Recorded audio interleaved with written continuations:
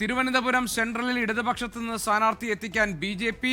എൽ.ഡി.എഫ്. ഘടകകക്ഷി നേതാവുമായി ചർച്ച നടത്തി. മുൻമന്ത്രിയായ നേതാവ് തിരുവനന്തപുരത്ത് സ്ഥാനാർത്ഥിയെ അയക്കും. ആർ ശ്രീജിത്ത് ഉണ്ട് തിരുവനന്തപുരത്ത് നിന്ന് വിവരങ്ങളുമായി. ശ്രീജിത്ത്, ആരാണ്, എന്തൊക്കെയാണ് വിവരങ്ങൾ?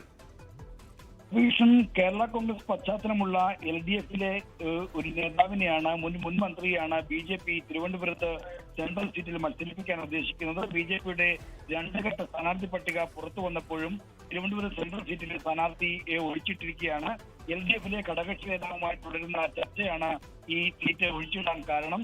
നേരത്തെ തിരുവനന്തപുരം സെൻട്രൽ സീറ്റിൽ നിന്ന് മത്സരിക്കുകയും ജയിക്കുകയും മന്ത്രിയാവുകയും ചെയ്ത ഒരു ആർ.ജെ.ഡി. നേതാവാണ് ഇത്തരത്തിൽ ഇപ്പോൾ മത്സരിക്കാൻ ഒരുങ്ങുന്നത്. അദ്ദേഹം അല്പസമയത്തിനകം മാർച്ചങ്ങളെ കണ്ട് ആർ.ജെ.ഡി. നേതൃത്വത്തിനെതിരെ പ്രതികരിക്കാനുള്ള സാധ്യതയുണ്ട്. കാരണം ആർ.ജെ.ഡി. അദ്ദേഹത്തോട് നീതി കാട്ടിയില്ല എന്ന വികാരത്തിലാണ്. അങ്ങനെ തിരുവനന്തപുരത്ത് സെൻട്രൽ സീറ്റിൽ അദ്ദേഹം ബി.ജെ.പി. സ്ഥാനാർത്ഥിയാകുന്ന സൂചന ലഭിച്ചതനുസരിച്ച് സി.പി.എം നേതൃത്വം അദ്ദേഹവുമായി ബന്ധപ്പെടുന്നുണ്ട്. അദ്ദേഹത്തെ എൽ.ഡി.എഫ്. സ്ഥാനാർത്ഥിയാക്കാൻ കഴിയുമോ എന്ന സാധ്യതകൾ നേടുന്നുണ്ട്.